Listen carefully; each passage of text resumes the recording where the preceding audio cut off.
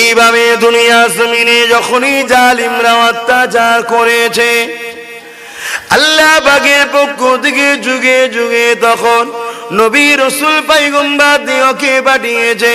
তারা অসহায় মানুষদের পাশে দাঁড়িয়ে সন্ত্রাসদের মোকাবিলা করেছে। তারা অসহায় মানুষদের পাশে দাঁড়িয়ে জালিমদের মোকাবিলা করেছে। তারা মুসলিমদের পাশে দাঁড়িয়ে জালিমদের অত্যাচার থেকে মুসলিমদেরকে বাঁচিয়েছে। সময় দিয়ে খেয়াল করে ইব্রাহিম খলিলুল্লাহর কথা বলতে পারলাম না, তবে এতটুকু বলে দিয়ে যায়, ইব্রাহিম খলিল যখন ডাক দিয়েছিল, এ আমার এলাকার মানুষেরা, এক আল্লাহ দাসত্ব করে দাও, এই নমরুদের উপাসনা করো না, এই নমরুদের পূজা করো না, এই নমরুদ তোমার রাজা হয়েছে, একে রাজা আল্লাহ বানিয়েছে, এ তোমাদের উপরে খোদাই দাবি করেছে, এ তোমাদেরকে শোষণ করছে, এ তোমাদেরকে হত্যা করছে, এ তোমাদেরকে জুলুম করছে।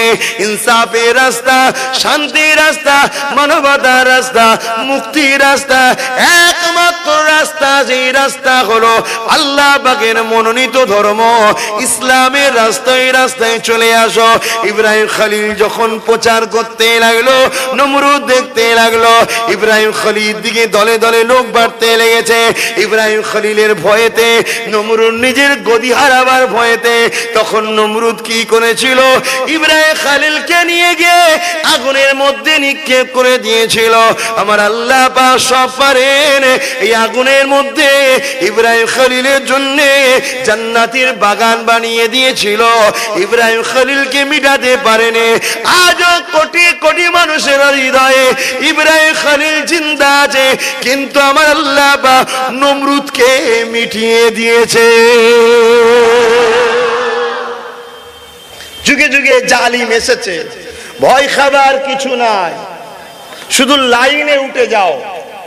বেলাইনে গাড়ি চালালে অ্যাক্সিডেন্ট হবে, আর লাইনে গাড়ি চালাও, ভয় খাওয়ার কিছু নেই, অ্যাক্সিডেন্ট হবে না, ঠিক না বেটি? তোমরা ঠিক লাইনটা ছেড়ে দিয়ে বেলাইনে চলে গেছো, তাই তোমাদের এত অ্যাক্সিডেন্ট হচ্ছে, এত বিপদ বাধা সামনে সামনে আসছে। তুমি একটু দয়া করো, শুধু লাইনে ওঠো। সেই লাইনটা কি? আসো, কোরাইশ বংশের বাচ্চা দাওয়াত দিচ্ছি, লাইন দেখাবো।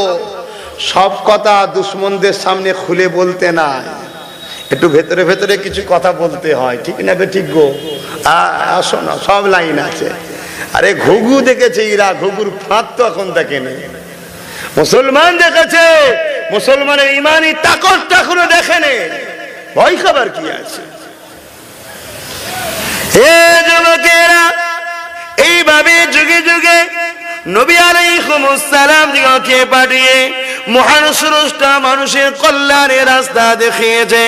আজ থেকে ১৫০০ কিছু কম বেশি আগে তৎকালীন সময় লিডার যারা ছিল, আবু জিল, উতবা, সাইবা, আবু লাহাব, এরা এত চরিত্রহীন নেতা ছিল, এত চরিত্রহীন নেতা রাজা ছিল, এত চরিত্রহীন লিডার ছিল।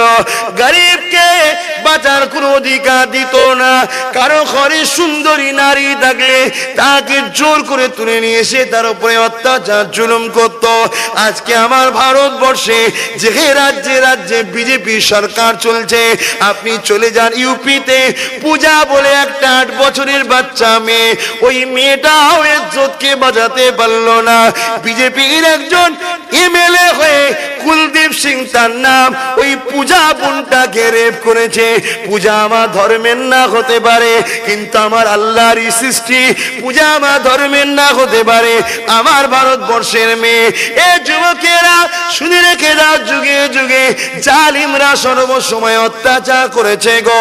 আবু জিল, উতবা, সাইবা যখন তার নেতৃত্ব চলেছে, বাচ্চা বাচ্চা গরিবের ছেলেদের ঘরে নিয়ে এসে দেব দেবীকে খুশি করার জন্য বলি পর্যন্ত দিয়েছে। বাচ্চা বাচ্চা মেয়ে জন্ম নিলে তাদেরকে জন্তু জন্তু পুঁতে দিয়েছে। আমার আল্লাহ এই পৃথিবীর মানুষগুলোকে শান্তি, কল্যাণ, মুক্তি রাস্তা দেখাবার জন্যে, কোরআনকে বুঝাবার জন্যে মুহাম্মদ রাসূলকে পাঠিয়েছিলেন।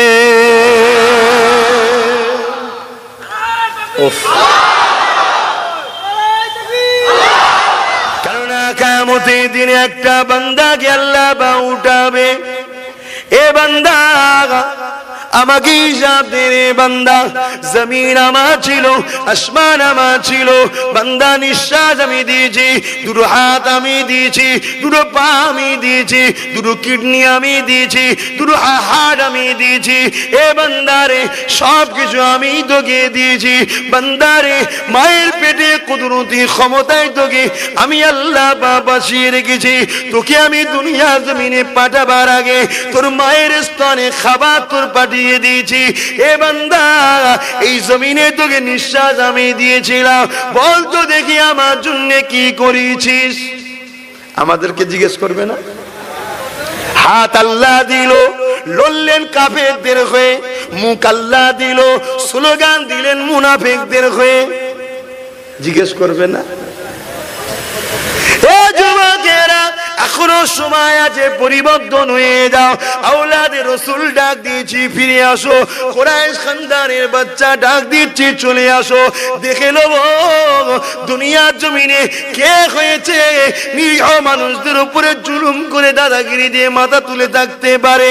ইনশাআল্লাহ চ্যালেঞ্জ দিয়ে গেলাম, তোমরা যদি আমাকে সন্তান মনে করে, আমাকে ভাই মনে করে, আমার তিনটে কথা মেনে নিয়ে আমার পাশে দাঁড়াতে পারো, আমি জবান দিয়ে যাচ্ছি, তোমার কলা ধরার আগে তার দেহ থেকে এই হাতটা জমিনে কেটে নামিয়ে দেবো, জবান দিয়ে গেলাম। কিন্তু আমার আল্লাহ জানিয়ে দিয়েছে, বান্দারে হকের পক্ষে থাকবি, ন্যায়ের পক্ষে থাকবি, অন্যায় বিরোধিতা করবি। আমার রাসূল জানিয়ে দিলে তিনটের মধ্যে যদি একটা গুণ থাকে তবে তার মধ্যে ঈমান আছে। এই তিনটের মধ্যে একটা গুণ যদি না পাওয়া যায় তার মধ্যে ঈমান নাই। আল্লাহ নবী জানিয়ে দিলে, বাবারা অন্যায় যদি দেখতে পাও হাত দিয়ে প্রতিরোধ করো, যেটা মুসা কালিমুল্লাহ করেছিল। কেমন করে ফেরাউনের কোলে বসে আছে, ফেরাউন বিচার করতে লেগেছে, বিচারটা বেইনসাফি করছে, জুলুম করতে লেগেছে, অর্থশালীর দিকে বিচার করছে, গরিবের উপরে জুলুম করছে। মুসা কালিমুল্লাহ ফেরাউনের কোলে বসে ছোটবেলায় টেনে এক চড় মেরেছে ফেরাউনকে।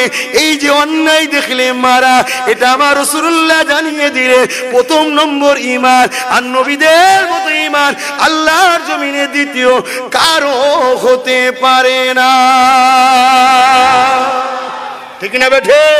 আমার দয়ার নবী পৃথিবীতে আসেন, তার কথা বলতে লাগলেন, বাবারা মাকে সম্মান করো, মেয়েদেরকে বাঁচতে দাও, গরিবের অধিকার মেরো না, অপরকে জুলুম করো না, ভালো ভালো কথা, যেগুলো মানবতার কথা সেই প্রচার করতে লাগলেন, আল্লাহর কথা প্রচার করতে লাগলেন। গরিব অসহায় মজলুম ব্যক্তিরা বাঁচার জন্য সব মোহাম্মদ রসুলের কদমে আসছে। আবু জেল উতবা সাইবা দেখল, রে সব তো মোহাম্মদ রসুলের দিকে চলে যাচ্ছে, তাহলে আমার গদি খুব তাড়াতাড়ি যাবে। তাই তখন তারা কি করলো, 40 জন কাফের দারুন নাদুয়াতে মিটিং করে, শুনে রেখে দাও, দারুন নাদুয়াতে মিটিং করে 40 জন কাফের আমার রাসূলুল্লাহকে শহীদ করার জন্য নবীর ভারিটা রাত্রিরে ঘিরেছিল। শুনছেন? আজকে সেই নবীর গোলাম যখন বাংলার বুকে আওয়াজ তুলেছে, যে রাজ্য সরকার এ কেন্দ্র সরকার উভয়কেই জানিয়ে দিলাম 73 বছর ধরে তোমরা মুসলমানদের ওয়াকফ সম্পত্তির অধিকারকে কেড়েছো। মুসলমানদের ওয়াকফ সম্পত্তির অধিকার থেকে মুসলমান ইমামদের ঘরে 20,000 মাইনে, মুয়াজ্জিনদের 10,000 করে মাইনে দিতে হবে। গরিব মেয়েদের বিবাহের জন্য 5 লক্ষ করে টাকার বিল পাস করতে হবে। গরিব ছেলে মেয়েরা যখন মাধ্যমিকে 90% নম্বর পাবে তাদেরকে ওয়াকফ সম্পত্তির টাকা থেকে ফ্রি পড়াতে হবে। ফুরফুরার পীর জামানের মুজাদ্দিদ আবু বকর সিদ্দিকীর নামে বিশ্ববিদ্যালয় সুপার স্পেশাল হসপিটাল করতে হবে। এইভাবে যখন বাংলার অলিতে গলিতে নবী মুস্তাফার গোলাম যখন আওয়াজ তুলেছে, অসহায় গরিব মানুষ আব্বাস সিদ্দিকীর পাশে যখন আসছে, আমার বাংলার প্রশাসন পাঠিয়ে আমার ঘরকে রাত দুটোই ঘিরছে। কথা বুঝছেন না? আজকে আমার ঘরকে ঘিরছে। এই জায়গায় বোঝা গেল যে রাসূল পাক সাল্লাল্লাহু আলাইহি ওয়াসাল্লামের পক্ষে থাকলে তার একটা নমুনা পাওয়া গেছে। আলহামদুলিল্লাহ বলুন। কথা বুঝে আসছে না? নাই? তাহলে আজ আমার রাসূল যখন হক কথা বলেছিলেন, তখন ভয় করেছিল কারা? সন্ত্রাসরা। আর যখন নবীর গোলাম হক কথা বলছে, ভয় খাচ্ছে কারা? সন্ত্রাসদের চেলারা। ঠিক না বেঠিক? না তুমি যদি ভালো হও তো ভয় খাচ্ছ কেন? তাহলে কি আমি গোলামি বন্ধ করে দেবো নবীর নাকি? আপনারা বন্ধ করে দেবেন? তাহলে আপনাদের ঘরে কৈফিয়ত নিতে হবে। দাদা হুজুরের ঘরে ১,৫০০ পুলিশ গেল কেন? পুলিশ মন্ত্রী জবাব দাও। ঠিক না বেঠি? জবাব নিতে হবে। না না, ওই মসজিদ আবাদ করছো না বলেই গজব। আওলাদের রসুলদের পক্ষে যদি না থাকো আরো গজব আসবে। তুমি আছো কোথায়? গায়ে জুয়ারি দেখে যদি বাঁচা যেত তাহলে টাইসন চলন্ত ট্রেনকে দাঁড় করিয়ে দিত। ৩৪ বছর বামপন গায়ের জোরে তাহলে কখনো হাঁটতো না। গায়ের জোর দেখিয়ে কখনো রাখা যায় না। ফাইসাল্লাহ মহান রব্বুল আলামিনের পক্ষ থেকে হয়। মানেন না? মানেন না? আরে মুসলমান, আরে ছেলে মেয়েরা, তরুণেরা, আল্লাহ নবী পৃথিবী মানুষকে বুঝাতে লাগলো, এ দুনিয়া মানুষেরা এক আল্লাহ দাসত্ব করে নাও বাবা, দাও বাবা। এ যুবকেরা, আল্লাহ নবীর পাশে যারা এসে দাঁড়ালো, এই পৃথিবীর জমিনে আল্লাহ নবী সাহাবাদিগকে নিয়ে ইনসাফের লড়াই না বলে, ন্যায়ের লড়াই না বলে, গরিবের পক্ষে লড়াই না বলে, অধিকারের পক্ষে লড়াই না বলে, মিথ্যা কাল্পনিক ধর্মকে বন্ধ করে দিয়ে মানুষ দলে দলে দলে আল্লাহ নবী নূরের কদমের তলে এসে দাঁড়িয়ে গেল। আল্লাহ নবী মদিনা জমিনে গেলে, নবী আমার মদিনা জমিনে যে বিচার ব্যবস্থা তৈরি করলে, আল্লাহ নবী মদিনা জমিনে গিয়ে রাজ্য চালাতে গিয়ে, দেশ চালাতে গিয়ে ক্যাম্প তৈরি করলে, প্রশাসন তৈরি করলে, আল্লাহ নবী মদিনা জমিনে গিয়ে এত সুন্দর রাষ্ট্র কায়েম করলে, ওই রাষ্ট্রে 10 বছর নবী আমার রাষ্ট্রনায়ক প্রধানমন্ত্রী হয়েছিলেন। এই 10টা বছর ধরে নবী আমার মদিনাকে এত সুন্দর আইন ব্যবস্থা, এত সুন্দর ব্যবসা নীতি, এত সুন্দর অর্থনীতি, এত সুন্দর কারবার নীতি, এত সুন্দর প্রশাসন নীতি সবকিছু তৈরি করে দিলে, সেই তৈরি আজও আছে। আজও পর্যন্ত পৃথিবীর জমিনে মদিনার মধ্যে এত নিরাপদ, শান্তি, সুন্দর নগর পৃথিবীর জমিনে আর দ্বিতীয় না। তাহলে নবী পাক সাল্লাল্লাহু আলাইহি ওয়াসাল্লামের আদর্শ কোরআন অনুযায়ী হয়েছে। ঠিক না বেঠিক? এই কোরআন অনুযায়ী নবী যখন রাজ্য কায়েম করলেন, রাষ্ট্র কায়েম করলেন, সে রাষ্ট্রে শান্তি, এমন সুন্দর সিস্টেম, আজও সেই শান্তি আছে। ঠিক না বেঠিক? তাহলে আজ এই ভারতবর্ষ যে অশান্তির দাবানল জ্বলছে, এই ভারতবর্ষকে শান্তি ফিরিয়ে আনতে গেলে মোস্তফার গোলামদের ঘরে আগিয়ে আসতে হবে। ঠিক না বেঠিক গো? আজকে বলো, ৭৩ বছর ভারতের প্রধানমন্ত্রী কোন মুসলমান হয়নি, হিন্দু সমাজ থেকে হয়েছে। পশ্চিম বাংলায় ৭৩ বছর ধরে প্রধান মুখ্যমন্ত্রী কোন মুসলমান হয়নি, হিন্দু সমাজ থেকে হয়েছে। হিন্দু সমাজ থেকে হয়ে এরা কি হিন্দুদেরও উন্নতি করেছে? এক কথা বলে কেন করে? একটাই কারণ, এরা সেজেছে হিন্দু, হাকিকাতে হিন্দু নয়। এরা শুধুমাত্র বোকা বানিয়ে ক্ষমতার লড়াইয়ে চলছে। আমার আজ বুঝতে পারছেন তো নাকি? ক্ষমতার লড়াইয়ে চলছে। এই জায়গাকে ফিরিয়ে আনতে, এই জায়গা থেকে মানুষের অধিকার পাইয়ে দিতে, এই জায়গা থেকে মানুষকে মুক্তি দিতে, এই অশান্তির শিকল থেকে মানুষকে নাজাত দিতে আমার রাসূল পাক সাল্লাল্লাহু আলাইহি ওয়াসাল্লামের উপরে অনেক ঝড় এসেছিল। এমনকি আল্লাহ নবী পাহাড়ে 1 মাস মতো বন্দীয় জীবন যাপন করেছিল। আল্লাহ নবী তথাপিও পিছিয়ে যায়নি। আল্লাহর সৃষ্টিকে নবী আমার শান্তি, মুক্তি, কল্যাণ ও অধিকারের নাজাতের রাস্তা দেখিয়েই দিয়েছিলেন। জোরে বলুন সুবহানাল্লাহ।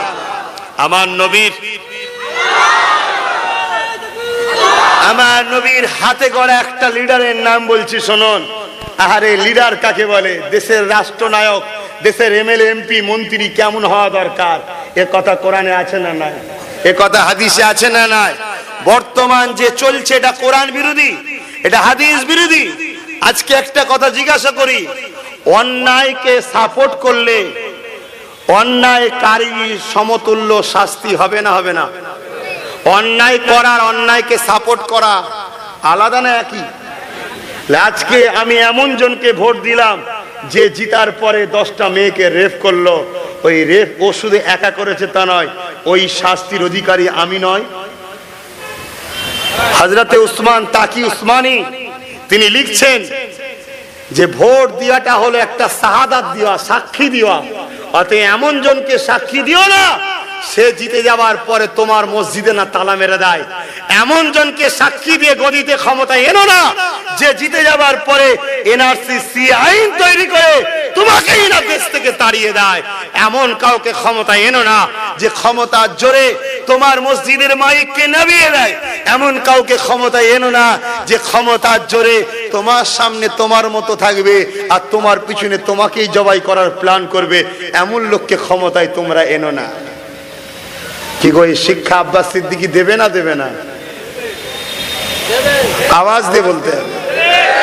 যাদের আপত্তি হচ্ছে বলুন যে না ওসব কথা বলতে হবে না, বলুন, তাহলে ছেড়ে দিচ্ছি আমি। আর যদি বলেন না কোরআন হাদিস বলুন, তাহলে আমি কোরআন হাদিসই বলছি, কোরআন হাদিসই বলছি। কেননা কিয়ামতের দিনে একটা বান্দাকে আল্লাহ উঠাবে।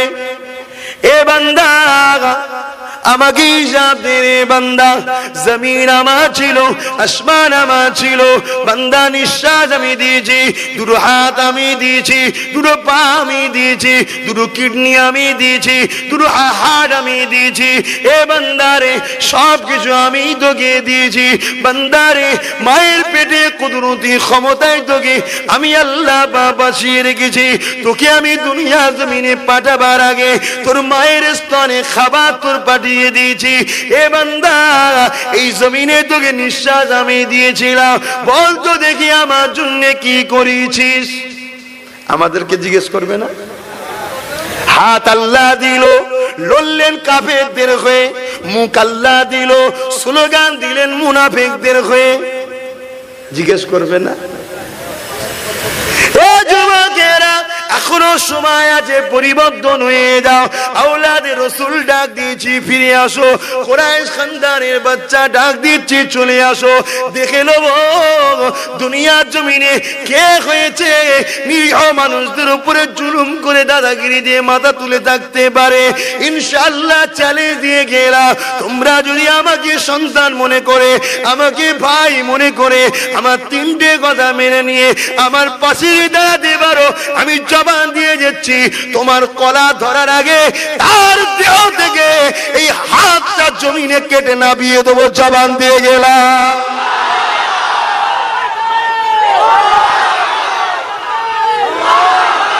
আমার সংবিধান বিরোধী কথা নয় এটা, এটাও বলে যাচ্ছি, সংবিধান তো তোমরা জানোই না। এই জন্য তো আমি আন্দোলন করেছিলাম যে প্রত্যেকটা নাগরিককে সংবিধান পাঠ্যক্রমের মধ্যে অন্তর্ভুক্ত করতে হবে, পড়াতেই হবে।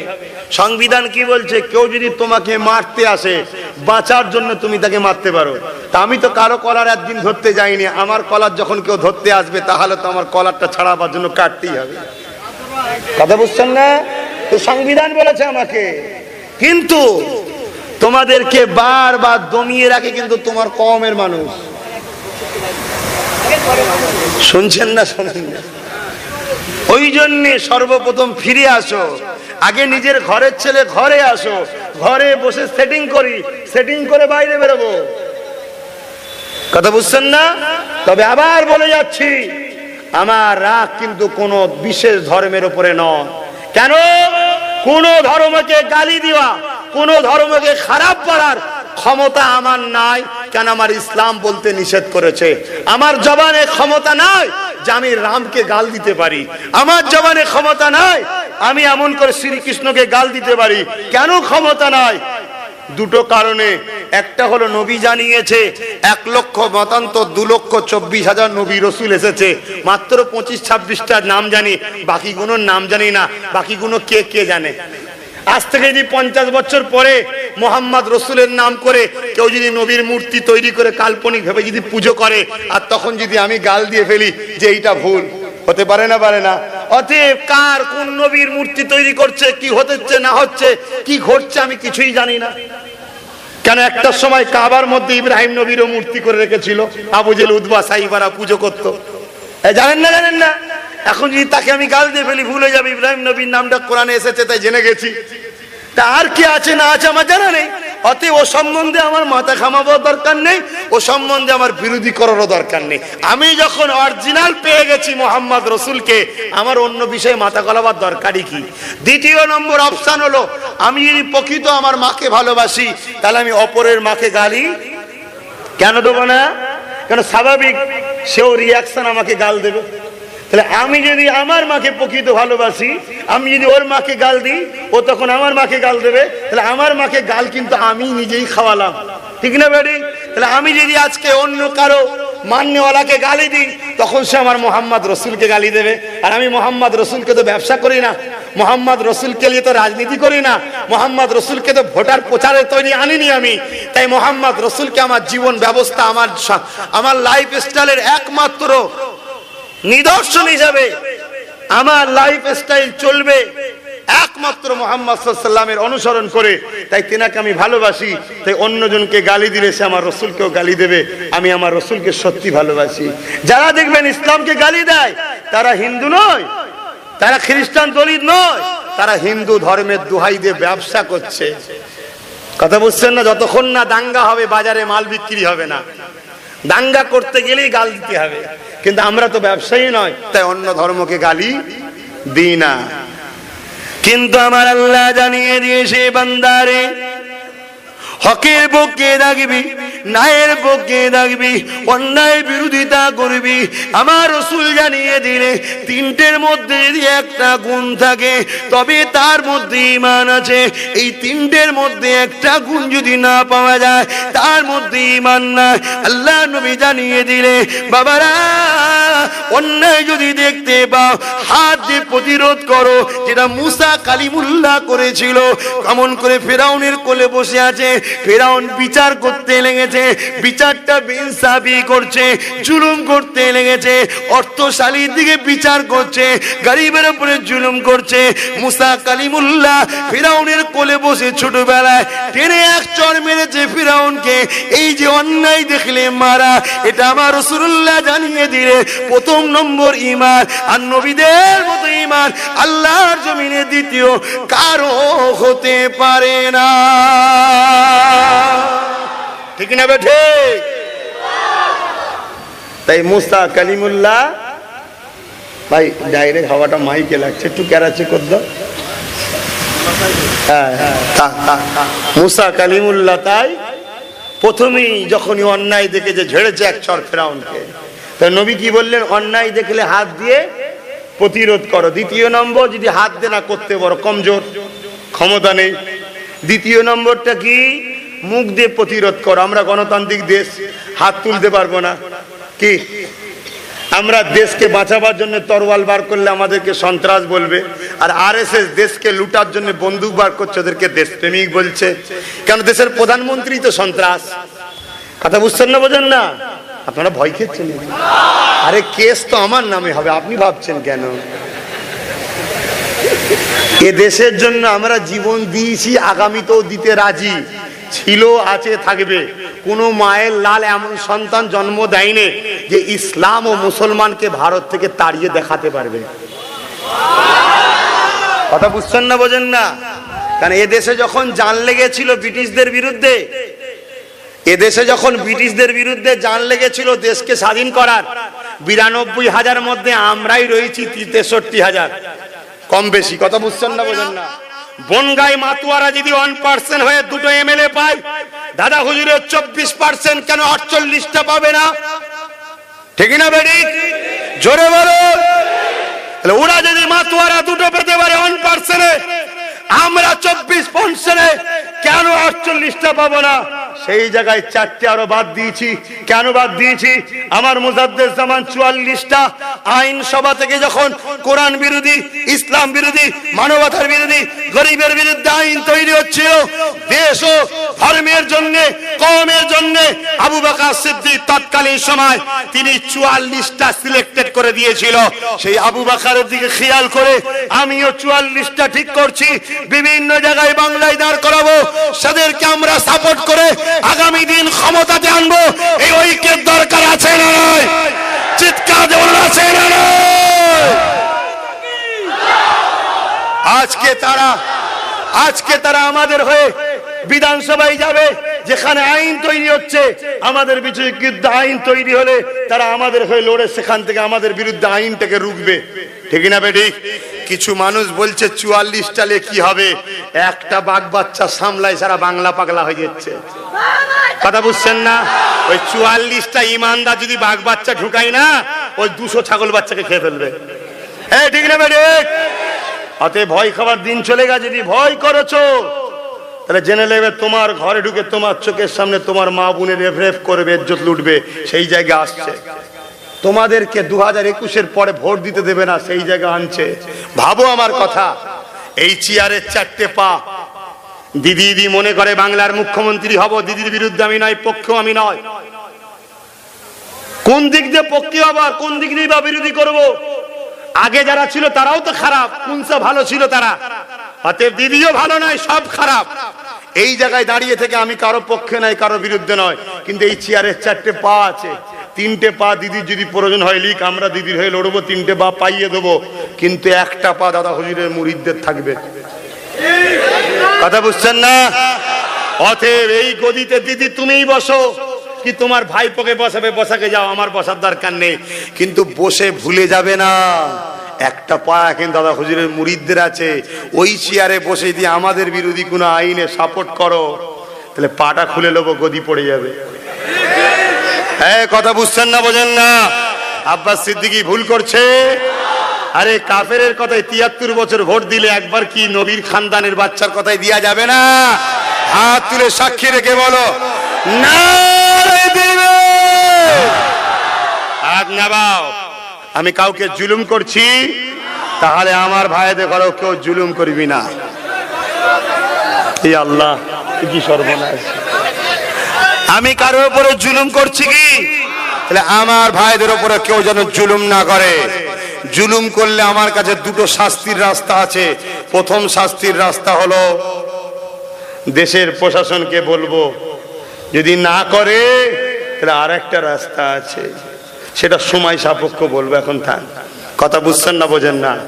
দ্বিতীয় নম্বর, তোমরা যদি 2021-এ এই আব্বাস সিদ্দিকীকে যদি জিতাতে পারো, আমি বলে দিয়ে গেলাম, পীরের বাচ্চা জবান দিচ্ছি, তোমরা রেকর্ড করে নাও, প্রত্যেকটা গরিব মেয়ের বিবাহের জন্য বাপকে ভাবতে হবে না। 5 লক্ষ করে টাকা ওয়াকফ সম্পত্তি থেকে বিল পাস করিয়েই দেখাবো। পীরের বাচ্চা জবান দিয়ে যাচ্ছি, মনে রেখে দেবে, একটা মেয়ের যদি 20 বছরে বিয়ে হয়, 5 বছরে 4 কোটি ইনকাম, 4 কোটি 80 কোটি টাকার মালিক হলো এই মেয়েটা। আমি মাত্র চেয়েছি 5 লক্ষ টাকা। এই হারামখোর কোন যদি 5 লক্ষ টাকা 80 কোটি থেকেও না দেয়, এদের গলায় হাত ঢুকিয়ে কইকে থেকে ছিনিয়ে বার করা দরকার আছে, ঠিক না বেঠে? এর জন্য হাতকে শক্ত করতে হবে। তোমরা যদি 2021-এ আব্বাস সিদ্দিকীকে জিতাও, তাহলে বলে দিয়ে গেলাম, প্রত্যেকটা ইমাম ভাইয়েরা শুনে রেখে দাও, তোমরা 5 মাসে 20,000 করে টাকা, ভাতা নয়, ভিক্ষা নয়, আমি মাইনে চালু করিয়েই দেখাবো। এবং মুয়াজ্জিনদের জন্য 10,000 টাকা মাইনে চালু করিয়েই দেখাবো, জবান দিয়ে গেলাম। আর এই সম্পত্তি অন্য কোন রাজার বা রাজকোষের নয়, অন্য কোন ধর্মের নয়, এই সম্পত্তিটা ব্যক্তিগত মুসলমানদের।